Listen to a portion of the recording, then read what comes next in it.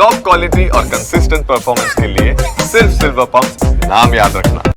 રાજ્ય સરકાર દ્વારા 15 બાંગ્લાદેશીઓને ડિપોર્ટ કરવાનો જે આખો મામલો છે, ગેરકાયદે વસવાટ કરતા 15 બાંગ્લાદેશીઓને ડિપોર્ટ કરવામાં આવ્યા.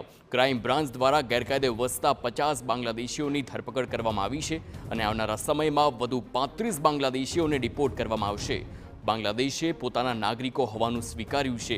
ક્રાઇમ બ્રાન્ચે આપેલા આધાર પુરાવા બાદ આ સ્વીકાર કરવામાં આવ્યો છે. વધુમાં ક્રાઇમ બ્રાન્ચ ડીસીપી અજીત રજિયનને TV9 ગુજરાતી સાથે કરેલી એક્સક્લુઝિવ વાતચીતમાં તેમણે જણાવ્યું છે, સેટેલાઇટ ઇમરજન્સીની મદદથી અમદાવાદમાં ગેરકાયદે બાંગ્લાદેશીના રહેણાંક વિસ્તારનું મોનિટરિંગ કરવામાં આવી રહ્યું છે.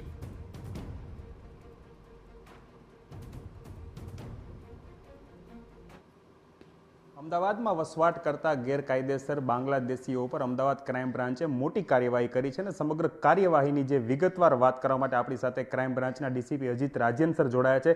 સર, સમગ્ર મામલો છે આખો ક્યારથી સામે આવ્યો, એવા કયા કેસો થયા હતા અને પહેલેથી આખી પ્રક્રિયા પોલીસ દ્વારા કઈ પ્રમાણે કરવામાં આવી છે, વિગતવાર જણાવશો.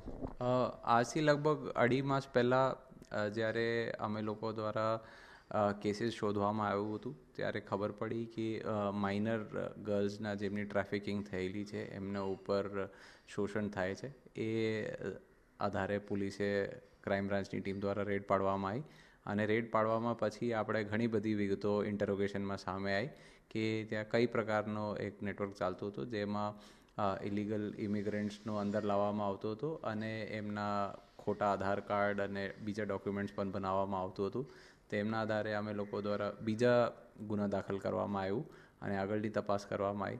તદુપરાંત ક્રાઇમ બ્રાન્ચની ટીમો દ્વારા જુદા જુદા અધિકારીઓ સાથે આપણે કોમ્બિંગ રાખવામાં આવી, જે કોમ્બિંગ 3-4 દિવસ ચાલી. એમાં આપણે લગભગ 51 ઉપર જે ઇલીગલ ઇમિગ્રન્ટ્સ મળ્યા હતા તેમને આપણે શોધખોળ કરી, ઇન્ટેરોગેશન કરી અને આગળ એમનો ડિટેન કરીને ડિપોર્ટેશનની કાર્યવાહી કરવામાં આવેલ છે.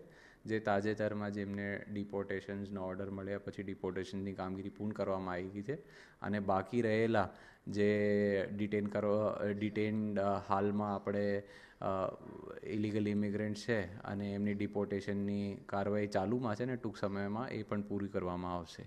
ઘણા રાજ્યમાં ઘણી જગ્યાએ એવી છે કે જ્યાં ગેરકાયદેસર પ્રવૃત્તિઓ ચાલતી હોય છે, ત્યાં ડિમોલેશનની પ્રક્રિયા પણ હાથ ધરતી હોય છે. આપણા દ્વારા કોઈ કોર્પોરેશનને અથવા સરકારને પણ આ મામલે આપણે માહિતગાર કરીએ છીએ કે અથવા આ પ્રમાણેના કોઈ પત્ર વ્યવહાર કે કંઈ કરવામાં આવ્યું છે? એ અત્યારે અમારી જે તપાસ ચાલુ છે એમના ઉપર જે કંઈ નિર્ણય લેવામાં આવશે એ આપ સૌને જાણ કરવામાં આવશે. બિલકુલ, ક્રાઇમ બ્રાન્ચ દ્વારા જે એક કેસ કરવામાં આવ્યો હતો અને ત્યારબાદ સમગ્ર પૂછપરછમાં હકીકતો સામે આવી હતી અને તેના આધારે અત્યારે છે સૌથી મોટી કાર્યવાહી છે તે ક્રાઇમ બ્રાન્ચ દ્વારા કરવામાં આવી છે અને આગળના દિવસોમાં પણ જે 35 જેટલા ગેરકાયદેસર રીતે વસવાટ કરતા બાંગ્લાદેશીઓ છે તેને ફરીથી ત્યાં મોકલવાની કાર્યવાહી છે તે શરૂ કરી દેવામાં આવી છે. કેમેરા પર્સન નટવર પરમાર સાથે હરીન